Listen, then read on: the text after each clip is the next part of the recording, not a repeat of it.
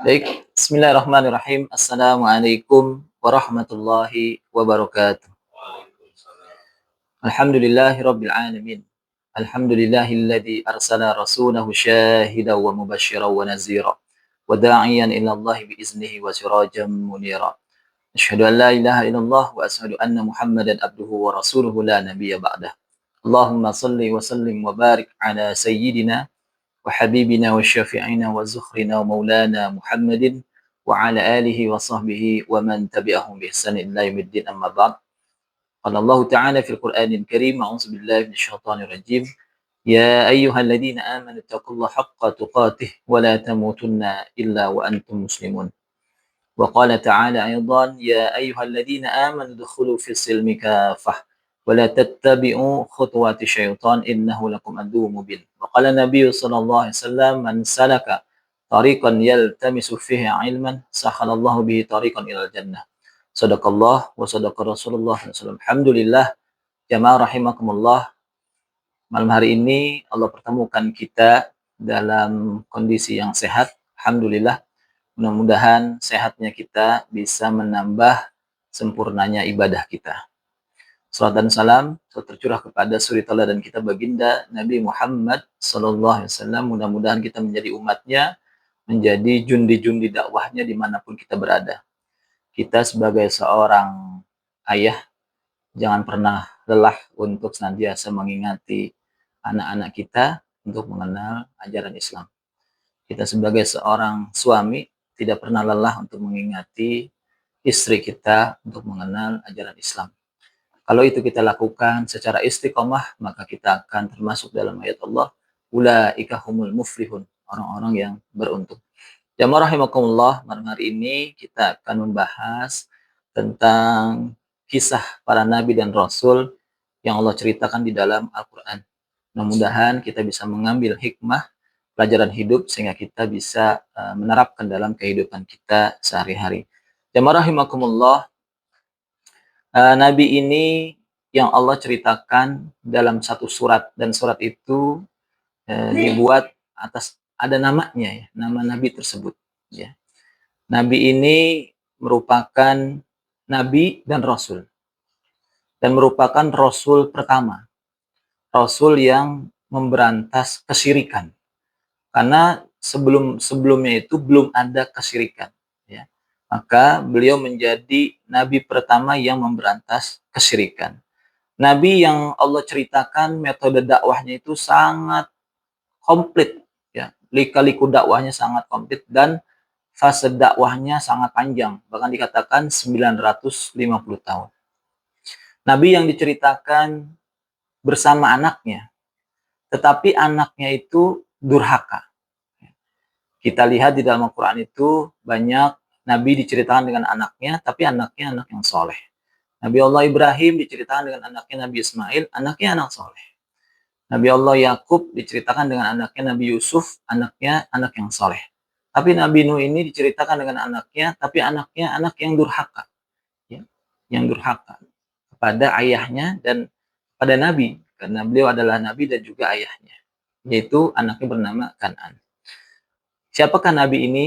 Dia adalah Nabi Nuh alaihissalam.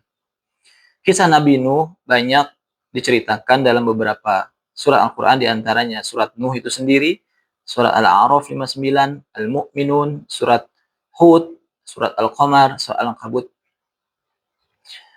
Kita mengenal Nabi Nuh. Nuh ini adalah kunyah. Kunyah itu nama panggilan, ya, nama panggilannya. Nuh artinya orang yang suka menangis. Kenapa menangis? Karena umatnya itu menyembah patung, menyembah berhala. Lalu siapa nama Nabi Nuh sebenarnya? Namanya diceritakan dalam beberapa riwayat, dia bernama Abdul Ghaffar. Nama asli dari Nabi Nuh. Nabi Nuh kakeknya adalah Nabi Idris alaihissalam. Ya. Kita mengenal Nabi Nuh itu yang sangat masyhur, itu terkenal adalah peristiwa banjir yang sangat besar ya, banjir dunia. Ya. Pada saat itu hampir orang-orang yang pada saat itu hidup ya, selain keturunan Nabi Nuh itu semuanya meninggal. Ya, maka kita nih manusia yang ada sekarang ini adalah keturunannya Nabi Nuh. Jalurnya melalui Nabi Nuh. Karena selain keturunan Nabi Nuh semuanya meninggal. Maka Nabi Nuh itu mendapat julukan Abul Basharis Tsani, bapak manusia kedua. Kalau bapak manusia pertama Nabi Adam alaihissalam, tapi bapak manusia kedua adalah Nabi Nuh, karena semua manusia yang ada sekarang itu jalur keturunan melalui Nabi Nuh. Karena yang lainnya itu selain keturunan Nabi Nuh adalah sudah meninggal. Ini dijelaskan dalam surat Asy-Syaffat ayat 77. A'udzubillahi minasyaitonirrajim. Wa ja'alna dzurriyyatahumul baqin. Dan kami jadikan anak cucunya Nabi Nuh orang yang melanjutkan keturunan. Jamaah rahimakumullah, hadis menjelaskan jarak Nabi Adam sampai Nabi Nuh itu kana baina Adam wa Nuh asrota kurunin. Ya, hadis riwayat Bukhari. Jadi jarak antara Nabi Adam ke Nabi Nuh itu 10 abad.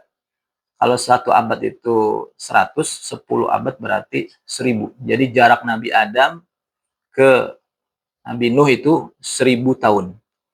Ya, kita tahu urutannya kan ada Nabi Adam. Kalau di sekolah kita sering Nabi Adam, Idris gitu ya. Padahal ada Nabi Adam, ada anaknya Nabi Adam, Nabi Syed. Ya. Nabi Adam, Nabi Syed, Nabi Idris, baru Nabi Nuh.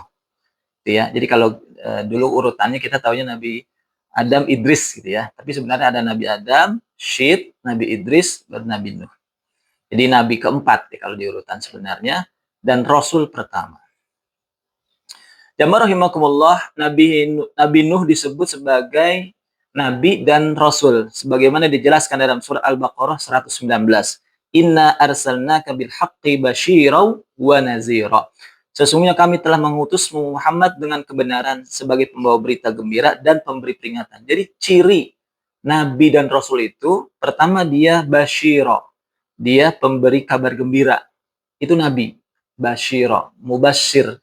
Tapi kalau dia Rasul, ada lanjutannya, naziro. Jadi kalau basyiro wa naziro, berarti dia Nabi dan Rasul. Nah, seperti Rasulullah, Nabi dan Rasul. Dan Nabi ini juga adalah Nabi dan Rasul. Jadi Nabi ini itu disebut Nabi dan juga Rasul. Basyiro wa naziro. Mubasyir, dan juga dia sebagai seorang nazir, ya, pemberi peringatan. Sebelum Nabi Nuh alaihissalam tidak ada kesirikan. Ya, contoh misalkan di zaman Nabi Adam itu diutus kepada anak-anaknya. Jadi umatnya ya anak-anaknya. Nabi Syed diutus kepada saudara-saudaranya. Nabi Idris diutus kepada anak-anak pamannya atau kerabatnya. Ada hadis yang menyatakan bahwasanya Nabi Nuh adalah Rasul pertama. Hadis yang berbunyi, Ya Nuh anta awwal rasul ilal ahlil ard. Wahai Nuh, engkau adalah Rasul pertama ya bagi untuk penduduk bumi.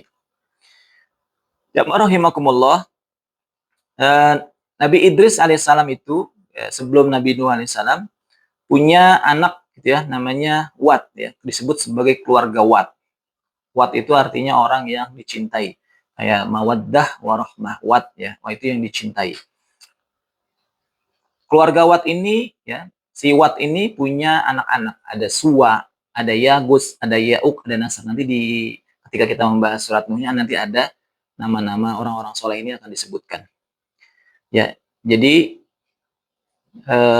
sebelum ada kesirikan di zaman Nabi Idris itu tidak ada nabi lagi. Sebelum Nabi Nuh itu ada namanya Wat, orang soleh.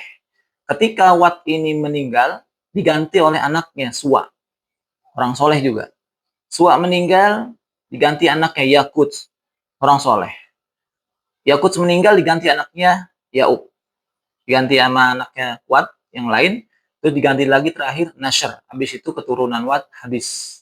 Tidak ada lagi orang-orang soleh. Saat itu nggak ada orang soleh lagi. Jadi umat mau nanya ke siapa? Tidak ada orang soleh. Maka mereka bingung. Maka disitulah dimanfaatkan oleh iblis. Maka kita nih kalau lagi masalah apapun, jangan terlalu bingung, jangan terlalu panik. Karena nanti syaitan akan memanfaatkan kita. Ini seperti umat Nabi Idris saat itu bingung, kagak ada orang soleh lagi. Maka akhirnya iblis itu turun, menyamar jadi manusia, ya, turun ke mereka, lalu mengatakan, apa yang kalian pikirkan? Kalian rindu dengan orang-orang soleh kalian? Kalau kalian rindu, cobalah buat patung. Nah, ini iblis nih, mulai tuh mengusulkan untuk membuat patung. Nggak, bukan untuk disembah, nggak, buat patung saja. Buat patung, taruh di lapangan. Jadi kalau kalian rindu kepada orang-orang soleh, ke lapangan lihat orang soleh, habis itu semangat. Udah dibuat patung, taruh di lapangan. Mereka kalau rindu orang soleh, ke lapangan lihat orang soleh, udah semangat lagi ibadahnya. Ya. Terus berlangsung lama, ya generasi awal tidak ada kesirikan. Generasi kedua, iblis mulai turun lagi. Masa orang solehnya taruh di lapangan, ya patungnya kasihan, kepanasan, kehujanan. Coba dong dibuat lagi, taruh di dekat-dekat rumah lah, di pelataran rumah. Mereka ikutin, ya, diikutin, dibuat di pelataran rumah. Setiap rumah itu ada patung-patungnya. Tapi belum ada penyembahan, belum ada kesirikan. Cuma buat kalau rindu lihat, udah, gitu ya. Jadi generasi kedua nggak ada kesirikan. Generasi ketiga, iblis menggoda lagi. Masa orang-orang soleh taruhnya di luar, kehujanan kepanasan nggak enak, taruh di dalam rumah. Ikut lagi, ikut, udah dipindahin ke dalam rumah. Ya, generasi ketiga belum ada kesirikan, cuma mindahin doang, ingat. Nah, generasi keempat mulai ada kesirikan. Kata iblis, masa cuma diliatin doang, disembah dong sebagai bentuk penghormatan kepada Rasul. Jadi mulai disitulah di generasi keempat mulai ada kesirikan. Mulai patung-patung orang soleh itu ditaruh di dalam rumah dan disembah. Itulah kesirikan pertama di muka bumi yang dilakukan oleh kaumnya Nabi Nuh. Maka disitulah nanti Allah akan utus Nabi Nuh alaihissalam. Jadi kesirikan itu baru ada di generasi keempat. Ya, Wat itu kalau digambarkan dia sebagai dewa nasional. Ya, kalau di negara-negara Arab, ya kayak di selatan Arabia, ada disebutkan sebagai patung berwujud manusia, disembah oleh suku Banu Kalb, ya. Berhalanya ada di kota Dumat Al-Jandal, gitu ya. Kalau Suwa itu dewa berhala perempuan. Yagut dewa berhala berwujud singa. Yauk dewa berhala berwujud kuda. Nasr dewa berhala berwujud burung elang, gitu ya. Lalu sekarang pada usia berapa Nabi Nuh diutus sebagai seorang nabi? Banyak pendapat, ya, berbeda pendapat para ulama. Ada yang mengatakan usia 50 tahun, ada yang mengatakan 350 tahun, tapi pendapat yang kuat adalah Nabi Nuh diutus sebagai seorang rasul 480 tahun. Jadi usianya 480 tahun baru diutus sebagai seorang rasul. Sedangkan usia dakwah Nabi Nuh itu 950 tahun. Jadi kalau ditambah usia dakwah dengan usianya itu sekitar Nabi Nuh itu kira-kira usianya itu 1400 sampai 1500 tahun. Jadi usianya panjang-panjang, ya. Nabi-nabi terdahulu itu usianya panjang-panjang. Keluarga Nabi Nuh, anak-anaknya ada 4. Pertama Sam, anaknya anak yang soleh. 2 Ham, anak yang soleh. Yafid, anak yang soleh. Keempat Kanan, inilah anak yang durhaka. Pengaruh durhakanya karena pengaruh buruk ibunya. Nah, inilah penting dalam Islam. Ketika kita mau memilih pasangan, pilihlah pasangan yang baik, yang nanti bisa memberikan pengajaran kepada anak-anak kita. Ya, karena dikatakan al-um itu seorang ibu madrasatul ula. Pendidikan pertama seorang anak adalah dari seorang ibu. Jadi pengaruh Kanan ini dipengaruhi oleh buruknya istrinya Nabi Nuh, ya. Jadi terpengaruh ke anaknya. Bahkan dalam surat At-Tahrim ayat 10 Allah menceritakan, menggambarkan istrinya Nabi Nuh dan istri Nabi Lut itu sebagai perumpamaan orang-orang kafir. Ya, perumpamaan orang-orang kafir. Padahal suaminya Nabi, tapi mereka durhaka. Sama dengan istrinya Nabi Lut. Suaminya Nabi, tapi istrinya durhaka. Tidak mau mengikuti suaminya. Tidak mau mengikuti Nabi. Ketika terjadi banjir besar, Nabi Nuh itu sebenarnya masih pengen menyelamatkan anaknya. Sampai berkata, ya bunayyar kam ma'ana. Wahai anakku, kemari ikut naik perahu. Tapi apa kata anaknya? Sa'awi ilal jabal, saya akan naik ke gunung. Dia nggak tahu banjir itu akan melebihi gunung. Kapan terjadi banjir besar Nabi Nuh? Jelaskan, banjir besar Nabi Nuh itu terjadi dimulai tanggal 10 Rajab, ya, 10 Rajab. Berapa lama? Selama 150 hari. Ya, sekitar berarti berapa bulan itu? 5 bulan ya, sekitar 5 bulan terombang-ambing di kapal. Nah, mulailah nanti di bulan 10 Muharram kapal Nabi Nuh itu mendarat di Bukit Judi di Irak. Jadi 5 bulan terombang-ambing nyangkut di Bukit Judi Irak itu pada tanggal 10 Muharram. Dan di sini terjadi mukjizat Nabi Nuh. Ya, Nabi Nuh alaihissalam punya mukjizat. Mungkin kita pernah hanya mengetahui Nabi yang bisa berkomunikasi dengan hewan itu Nabi Sulaiman. Tapi ternyata Nabi Nuh ini bisa memerintahkan burung untuk mengecek kondisi banjir. Jadi ketika kondisi masih di atas bukit, Nabi Nuh memerintahkan burung-burung itu untuk turun, ya terbang turun dari gunung turun. Ketika sore naik burung itu sudah menggigit atau memakan daun-daunan pohon zaitun. Jadi banjirnya masih setinggi pohon zaitun. Besok lagi Nabi Nuh mengutus burung turun. Ternyata pas kembali ke atas kakinya sudah ada jejak tanahnya, berarti banjir sudah surut. Ya, barulah di situ Nabi Nuh turun. Jamaah rahimakumullah. Sedikit kita akan membahas tadi sekitar penjelasan secara pribadi tentang Nabi Nuh, keluarga, nama dan lain-lain. Kita akan membahas tentang sisi dakwahnya. Ini yang luar biasa yang Allah ceritakan, sisi dakwahnya, metode dakwahnya sangat-sangat detail. Yang pertama, metode dakwah Nabi Nuh adalah setiap nabi dan rasul itu Allah akan turunkan di tengah-tengah umatnya. Kalau bahasanya dai-nya dai lokal. Ya. Kita contoh misalkan di ayat lain ada wa ila adin akhahum Hud, dan diutus kepada kaum Ad saudaranya siapa? Nabi Hud. Wa ila Samud akhahum Salih, dan diutus kepada kaum Samud saudaranya Nabi Salih. Wa ila Madyana akhahum Su'aib, dan diutus kepada kaum Madian saudaranya bernama Su'aib. Jadi nabi-nabi itu dihadirkan di tengah-tengah umatnya. Begitu juga Nabi Nuh. Di ayat pertama dikatakan a'udzubillahi minasyaitonirrajim inna arsalna nuhan ila qaumihi an anzir qaumaka min qabli ay ya'tiyahum adzabun alim. Sesungguhnya kami telah mengutus Nabi Nuh kepada kaumnya, ya, berilah kaummu peringatan sebelum datangnya kepadamu azab yang pedih. Jadi metode pertama yang Allah ajarkan, Nabi Nuh itu atau setiap nabi dan rasul dihadirkan di tengah umatnya. Kayak Rasulullah SAW berdakwah di kaum Quraisy, maka Rasulullah juga merupakan turunan Quraisy. Ya, secara akhlak Rasulullah itu tidak bisa dikritik karena memang dari kecil udah soleh sampai besar. Yang dikritik itu bukannya akhlaknya tetapi karena ajarannya. Jadi metode pertama yang diajarkan Allah adalah menghadirkan seorang dai, seorang ustadz, seorang nabi dan rasul dari kaumnya. Ya, itu metode yang pertama.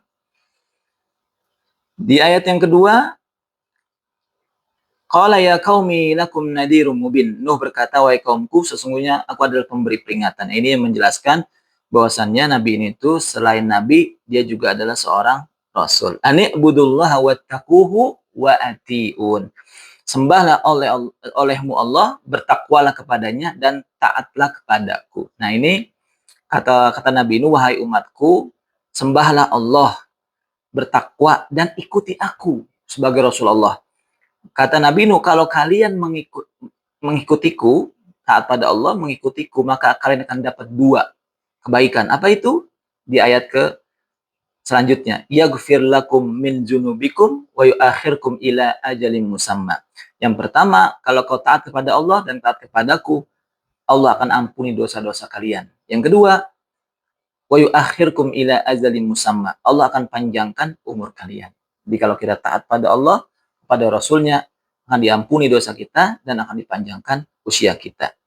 Itu yang metode dakwah yang pertama. Metode dakwah yang kedua adalah qala rabbi inni da'autu qaumi lailau wa nahara.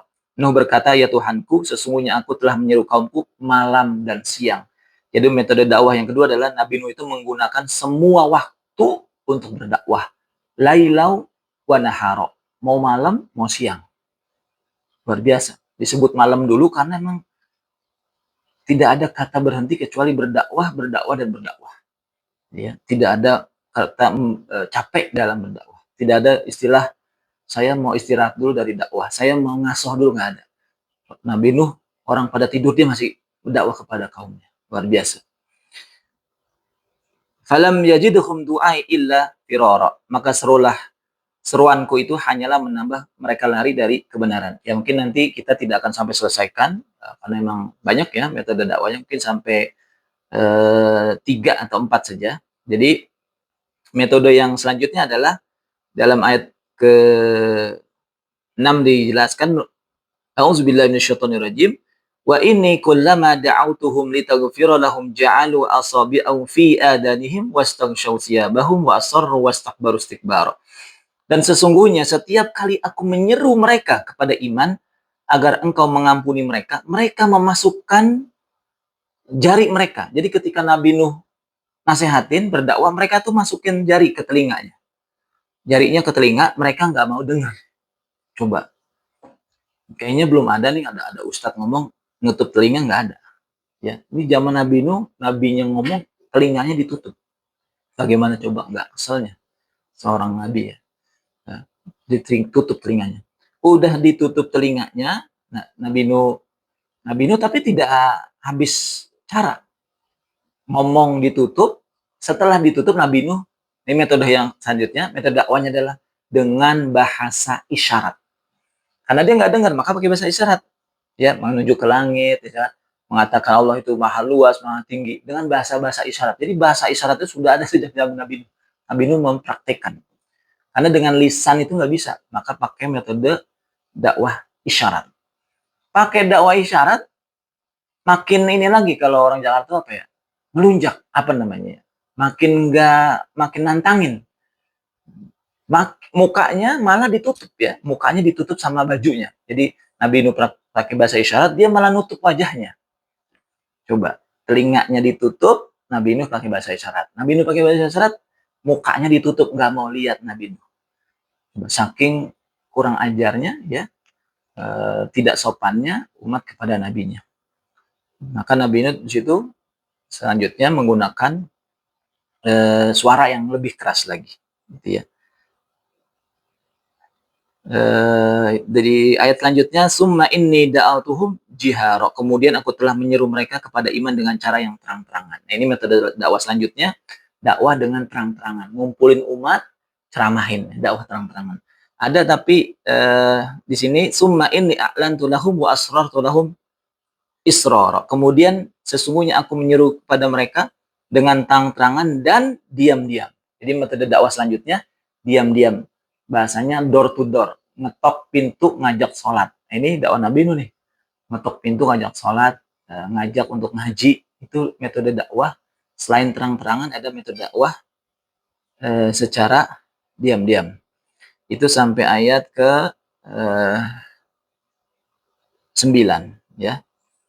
Tanggung ya, kita metode dasar selanjutnya adalah ayat ke-10-nya. Faqultu astaghfiru rabbakum innahu kana ghaffara. Metode dakwah selanjutnya adalah memberikan kabar gembira. Kabar gembira. Kalau kalian banyak istighfar ya, memohon ampun kepada Allah ya, maka kalian akan mendapatkan yursilis samaa alaikum midrara. Allah akan turunkan hujan sebagai penyubur tanah. Wa yumdidkum bi amwali wa banina wa yaj'al lakum jannati wa yaj'al lakum anhara. Ya, selain turun hujan, Allah akan membanyakan harta dan anak-anakmu. Jadi kalau kita lagi banyak masalah, banyaklah istighfar. Istighfar itu, ini janji Allah, ketika kita banyak istighfar, Allah akan turunkan hujan sebagai penyubur tanah kita. Allah akan mudahkan anak, bagi yang belum punya anak, banyaklah istighfar, maka insya Allah, Allah akan mudahkan kita punya keturunan. Ya, Allah akan juga mengadakan kebun-kebun untukmu, sungai-sungai, dan lain-lain. Itu metode dakwanya, memberikan kabar gembira. Yang metode dakwah selanjutnya adalah memberikan peringatan. Malakum la tarjuna lillahi waqara. Memberikan peringatan. Ya. Tapi apa mereka itu? Malah makin lari. Ya. Ada salafus saleh mengatakan, Sufyan bin Uyainah mengatakan, orang yang sering bermaksiat kepada Allah, maka akan hilang rasa takutnya pada Allah. Jadi orangnya cuek aja. Ini umat Nabi Nuh itu saking seringnya maksiat, ya, kesyirikannya banyak, maka didakwahin cuek aja. Ya. Nah ini bahaya. Yang ke selanjutnya, waqad khalaqakum atwara. Metode dakwah selanjutnya adalah metode dakwah logika. Kalau orang nggak bisa pakai dalil, ayat-ayat, maka pakai logika. Di sini dikatakan, alam tarau kaifa khalaqallahu sab'a samawatin tibaqa. Padahal dia sesungguhnya telah menciptakan kamu dalam beberapa tingkatan. Ini suruh berpikir bagaimana proses penciptaan manusia. Wa ja'alal qamara fihi nuran wa ja'ala samsa siraja. Dan Allah menciptakan bulan sebagai cahaya, menjadikan matahari sebagai pelita. Wallahu ambatakum minal ardi nabata. Dan Allah menumbuhkan kamu dari tanah yang sebaik-baiknya. Ya, proses penciptaan manusia dari tanah. Kita pikirin, dari tanah. Dari tanah yang begitu kok bisa jadi seperti ini ya, ada yang ganteng, ada yang cantik. Ini kalau bukan Allah yang menciptakan siapa? Ya, disuruh berpikir. Ulul albab, suruh berpikir.